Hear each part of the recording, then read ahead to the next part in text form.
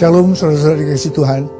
Mari kita angkat tangan kita katakan, Tuhan Engkau ajaib bagiku. Tak ada yang tak mungkin bagimu. Kau yang telah berfirman dan semuanya jadi. Tuhan Engkau ajaib bagiku. Tuhan Engkau ajaib bagiku. Tak ada yang tak mungkin bagimu.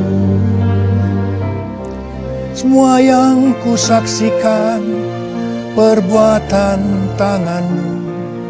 Tuhan Engkau ajaib bagiku.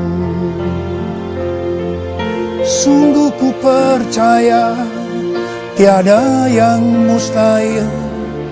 Mujizat masih ada dalam hidupku. Sembuhkan sakitku, pulihkan jiwaku. Mujizat masih ada bagiku.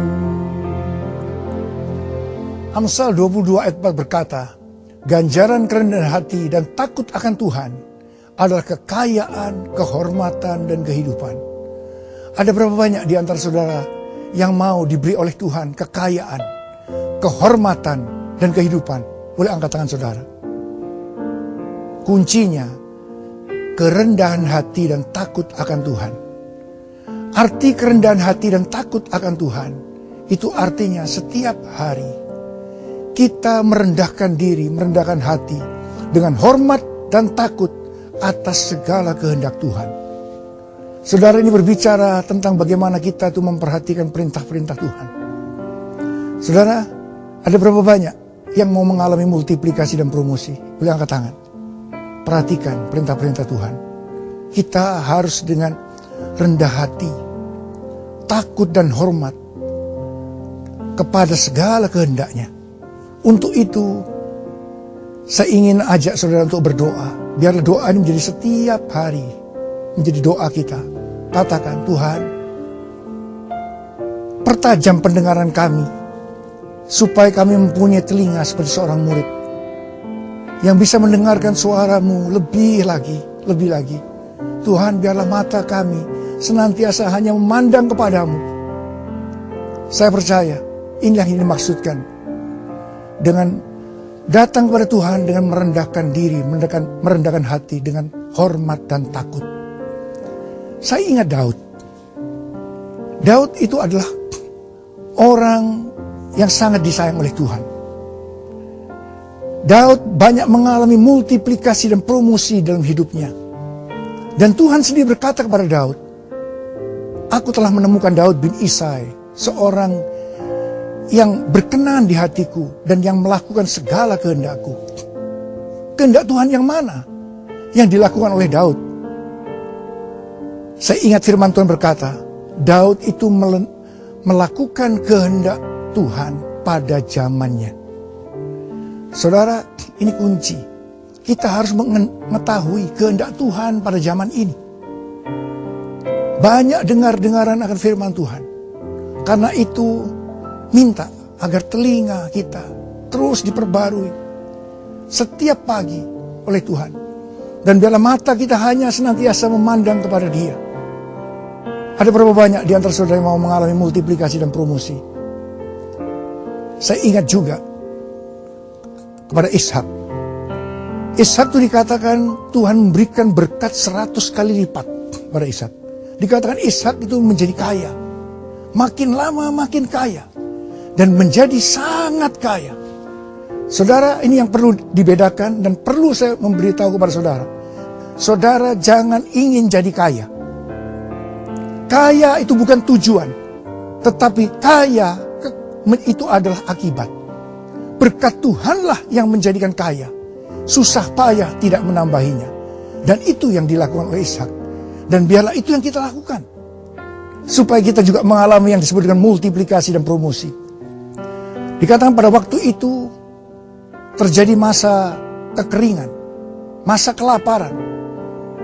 Dan Tuhan menampakkan diri kepada Ishak. Mengapa Tuhan bisa menampakkan diri kepada Ishak? Jawabannya cuma satu, karena Ishak itu intim dengan Tuhan. Saudara mau menjadi kaya di dalam Tuhan, harus intim dengan Tuhan. Dan syarat yang kedua, Tuhan berbicara kepada Ishak pada waktu itu. Kamu jangan pergi ke Mesir. Mesir itu bisa diartikan sistem dunia, cara-cara dunia. Saudara, untuk menjadi kaya di dalam Tuhan, jangan pakai cara-cara dunia. Ini hal yang kedua. Dan hal yang ketiga, pada waktu itu Tuhan berkata, kamu jangan pergi ke Mesir, tapi aku akan memberitahu kamu akan aku suruh kamu pergi ke satu tempat, dan kamu tinggal di tempat itu sebagai orang asing. Ternyata Ishak disuruh pergi ke Gerar, dan dia tinggal sebagai orang asing. Saudara ingat, kita di bumi ini sebagai orang asing. Artinya apa? Kita tidak boleh terikat kepada barang-barang yang ada di dunia. Ini syarat yang ketiga untuk mengalami multiplikasi dan promosi. Dan yang keempat dikatakan, pada waktu masa kelaparan, masa kekeringan, Ishak menabur. Saudara, tidak gampang untuk menabur. Karena untuk mendapatkan benih, biasanya kita perlu untuk dimakan. Biasanya benih itu dimakan.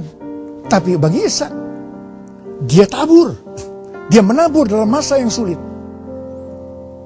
Ini syarat yang keempat. Syarat yang pertama, intim dengan Tuhan. Syarat yang kedua, jangan pakai cara-cara dunia. Syarat yang ketiga, saudara harus sebagai orang asing di bumi ini. Tidak boleh terikat kepada barang-barang di dunia. Dan yang keempat, menabur di masa kesukaran. Saya percaya saudara akan mendapatkan berkat seperti Ishak. Ishak menjadi kaya. Makin lama makin kaya. Dan menjadi sangat kaya. Tuhan Yesus memberkati saudara. Saya berdoa buat saudara. Oh Yesus, Engkau melihat tangan-tangan yang terangkat Tuhan.